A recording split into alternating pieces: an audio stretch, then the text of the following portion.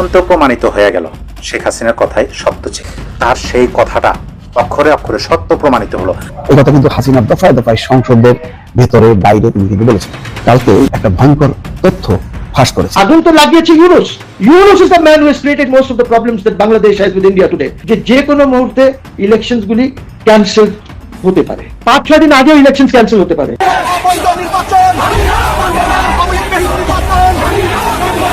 অবশেষে অবৈধ নির্বাচন বাতিলের দাবিতে আওয়ামী লীগের নেতাকর্মী ও পুলিশের ত্রিমুখী সংঘর্ষে রণক্ষেত্রে পরিণত হয়েছে ঢাকা দামরাইয়ের রাজপথ। যদি আপনি বাংলাদেশে 5টি সিগন্যাল দেখতে পারেন তাহলে জানবেন যে আওয়ামী লীগ খুব শীঘ্রই ব্যাক করবে। সেই প্রেক্ষাপট যদি বাংলাদেশে আবার তৈরি হয় তাহলে পরে বাংলাদেশের মানুষ কিন্তু আওয়ামী লীগকে গ্রহণ করবে। 5টি সিগন্যাল, এই 5টি সিগন্যালের উপরে ভর করে কিন্তু আওয়ামী লীগ ফিরবে। আসসালামু আলাইকুম, আমন্ত্রণ নতুন একটি সংবাদে আবার একটি গুরুত্বপূর্ণ ভিডিও নিয়ে আপনাদের সামনে হাজির হয়েছি। যা আমাদের ভিডিওর প্রথম অংশ দেখে বুঝতে পেরেছেন ঠিক আজকের ভিডিওটি কোন বিষয়টি ইঙ্গিত করছে। তো দর্শক, এই বিষয় নিয়ে আমরা বেশি কথা বলছি না, চলুন দেখে আসি আজকে সে কাঙ্ক্ষিত ভিডিও। তবে তার আগে বলবো, আপনি যদি আমার চ্যানেল নতুন হয়ে থাকেন অবশ্যই চ্যানেলটি সাবস্ক্রাইব করে রাখুন পরবর্তী আপডেট পাওয়ার জন্য। চলুন দর্শক, এই ভিডিও দেখে এসে তারপরে এই বিষয় নিয়ে কথা বলছি।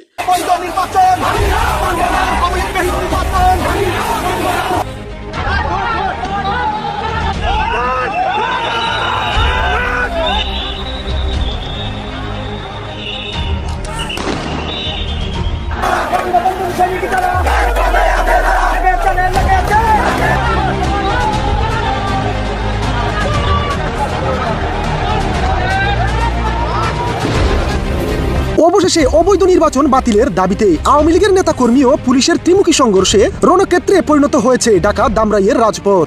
আওয়ামী লীগ ছাড়া নির্বাচন যতই এগিয়ে আসছে মরিয়া হয়ে উঠতে শুরু করেছে আওয়ামী লীগ ও ছাত্রলীগ।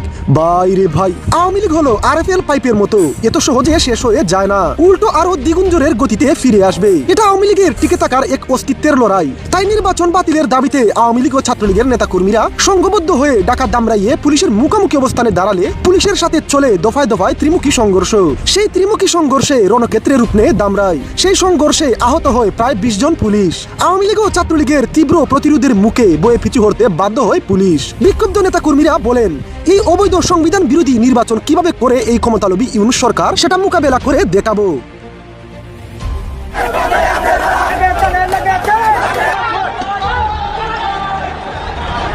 বাংলাদেশে নানা রকম মানুষ নানা রকম মত পোষণ করে। অনেকের প্রশ্ন যে ভাই আওয়ামী লীগ কি কখনো ফিরবে, আর ফিরলেও কতটা সময় লাগতে পারে, আওয়ামী লীগ কি কামব্যাক করবে, করলে পারে কিভাবে করবে। এই প্রশ্নের উত্তর আমি 5টি সিগন্যালের মাধ্যমে দেবো। একেবারে সহজ, যদি আপনি বাংলাদেশে 5টি সিগন্যাল দেখতে পারেন তাহলে জানবেন যে আওয়ামী লীগ খুব শীঘ্রই ব্যাক করবে। আর যদি এই 5টি সিগন্যাল আপনি দেখতে না পান তাহলে দেখবেন যে আওয়ামী লীগ ফেরার সম্ভাবনা ক্ষীণ। কোন 5টি সিগন্যাল, এটা বিশ্লেষণটা কিভাবে করলাম আমি বলি। 1996 সালে যখন আওয়ামী লীগ ক্ষমতায় আসে, কোন কোন প্রেক্ষাপটে মানুষ আওয়ামী লীগকে গ্রহণ করেছিল, মানে কি অভাব হয়েছিল মানুষের। এরপর 2008 সালের নির্বাচনে কেন আওয়ামী লীগকে মানুষ ভোট দিয়েছিল, মানে কোন প্রেক্ষাপটে। সেই প্রেক্ষাপট যদি বাংলাদেশে আবার তৈরি হয় তাহলে পরে বাংলাদেশের মানুষ কিন্তু আওয়ামী লীগকে গ্রহণ করবে, কিন্তু আওয়ামী লীগকে বিকল্প পলিটিক্যাল পার্টি হিসাবে কিন্তু গ্রহণ করবে। 5টি সিগন্যাল, এই 5টি সিগন্যালের উপরে ভর করেই কিন্তু আওয়ামী লীগ ফিরবে। তো 5টি সিগন্যাল কি কি? প্রথম যে সিগন্যালটা সেটা হচ্ছে অতিমাত্রায় চাঁদাবাজি বেড়ে যাওয়া। যখন দেখবেন যে বাংলাদেশে অতিমাত্রায় চাঁদাবাজি বেড়ে গেছে তখন জানবেন যে বাংলাদেশের খেটে খাওয়া মানুষ বিকল্প দল হিসাবে আওয়ামী লীগকে বেছে নিতে পছন্দ করবে। আমরা ইতিমধ্যে দেখেছি যে গুলিস্থানে যে সমস্ত হকার আছে তারা বলতেছে যে আগে আমরা এখান থেকে চাঁদা দিতাম 5,000 টাকা, এখন সেই চাঁদা নিচ্ছে 10,000 টাকা। তাহলে পরে আগে যে চাঁদা নিত সেই তো ভালো ছিল। জাস্ট প্রেক্ষাপট। তো এইরকম যখন দেখবেন যে চাঁদাবাজের পরিমাণটা সবচেয়ে বেড়ে গেছে এবং চাঁদাবাজকে আপনি ঠেকাতে পারছেন না, তখন মানুষ কি বলবে জানেন, যে এই চাঁদাবাজদেরকে রুখতে হলে পারে, কারণ ওদেরকে তো মারার ক্ষমতা আমার নাই, তাদেরকে পিটানোর ক্ষমতা আমার নাই, তো সুতরাং ওদেরকে যারা পিটাতে পারবে তাদেরকে আনতে হবে। এই প্রশ্নটা যখন মানুষের মধ্যে চলে আসবে তখন দেখবেন যে আওয়ামী লীগ কামব্যাক করার সম্ভাবনা বেড়ে যাবে। এরপর 2 নাম্বার যে সিগন্যালটা, যখন দেখবেন যে বাংলাদেশে নারীর প্রতি বিদ্বেষ বেড়ে গেছে, নারীর প্রতি বিদ্বেষ বেড়ে যাওয়া মানে এই ইস্যু ধরে আওয়ামী লীগ কিন্তু কামব্যাক করবে। কারণ বাংলাদেশে যখন মৌলবাদী শক্তির উত্থান ঘটবে, তারা যদি বলে উন্না কিভাবে পড়তে হবে এটা যদি নারীদেরকে শিখিয়ে দেয়। যেমন আমরা ইতিমধ্যে দেখেছি নারীদের অনেক ফুটবল টিমের উপরে হামলা করা হচ্ছে, বিভিন্ন সংবাদ সম্মেলনে নারীদেরকে প্রবেশ করতে দেওয়া হচ্ছে না। এই যে নারীদেরকে একটা দমিয়ে রাখার চিন্তা, নারীরা যখন মনে করবে যে আমরা স্বাধীনতা পাচ্ছি না, নারীরা কিন্তু কম্পেয়ার করতে পারে যে আওয়ামী লীগের আমলে আমরা এত স্বাধীন ছিলাম, ইচ্ছা মতো চলাফেরা করতে পারতাম, ইচ্ছা মতো কথা বলতে পারতাম, ইচ্ছা মতো যেখানে সেখানে যাইতে পারতাম, অর্থাৎ আমাদের একটা পূর্ণাঙ্গ স্বাধীনতা ছিল। কিন্তু এখন দিনের পর দিন আমাদের সেই স্বাধীনতা খর্ব হচ্ছে।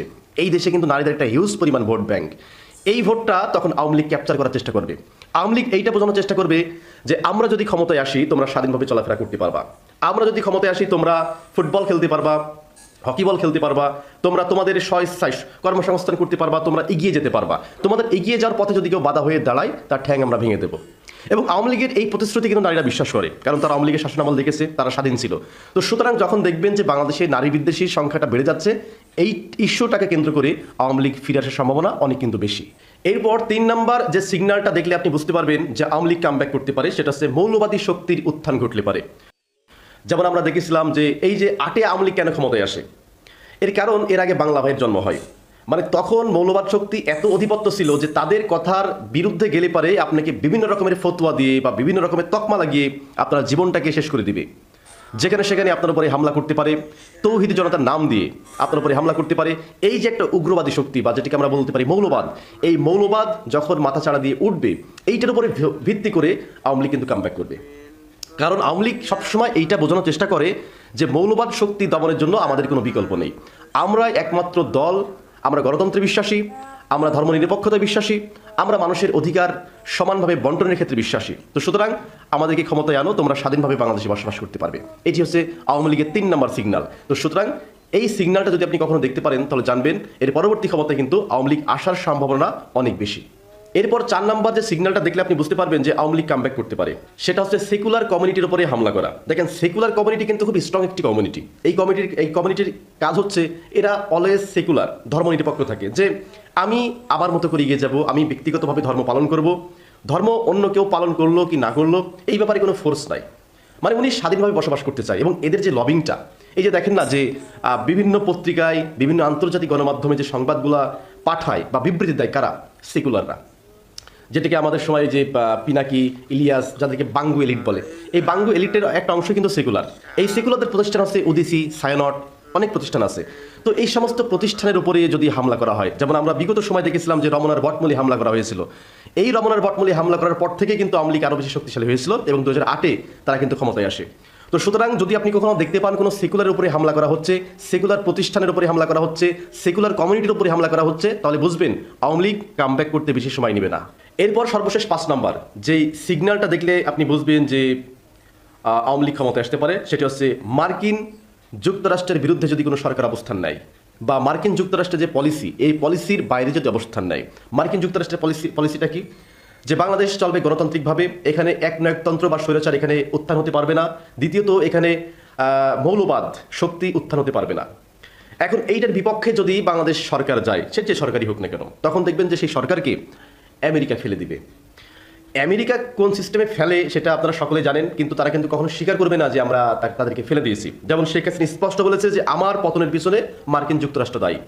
তো সুতরাং যদি কখনো দেখেন যে বাংলাদেশের অধিকাংশ মানুষ কিংবা এক শ্রেণীর মানুষ আমেরিকাকে দোষারোপ করতেছে, আমেরিকা বিদ্বেষী হয়ে উঠছে, তখন ওই গোষ্ঠীকে দমানোর জন্য বিকল্প পার্টি হিসাবে কিন্তু আওয়ামী লীগকে বাংলাদেশে নিয়ে আসার জন্য একটা স্পেস তৈরি করে দেবে আমেরিকা এবং ভারত মিলে।